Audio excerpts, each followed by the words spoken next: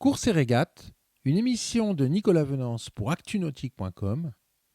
Courses et régates est parrainée par USHIP, 140 magasins d'accastillage à votre service. C'est vrai que ça fait super plaisir de se retrouver sur l'eau, sur mon bateau que je connais bien maintenant. Et puis surtout en double avec Fabien parce que justement ça raconte quelque chose d'autre. Le solitaire, pour moi ça a été éprouvant, ce long tour du monde. Et voilà, de partir sur un mode complètement différent, c'est très motivant en fait. Et bien Fabien, déjà je lui avais proposé d'embarquer il y a 2 ans, il n'était pas disponible. On se connaît depuis longtemps, on a été concurrents au Figaro et il m'a aidé, il m'a coaché sur mon bateau, il m'a aidé sur la performance déjà en 2018 et en 2020. Donc je l'ai eu à bord à pas mal de reprises et franchement j'étais contente qu'il soit disponible cette année pour naviguer avec moi.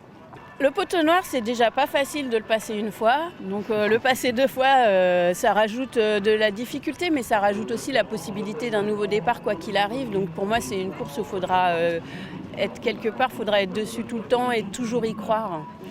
Ça apporte une arrivée en Martinique. Moi, j'ai jamais fait d'arrivée de transat en Martinique, donc quelque chose de nouveau quand même. Et puis un tronçon de course entre le Brésil et la Martinique que je connais pas du tout. Donc de la nouveauté.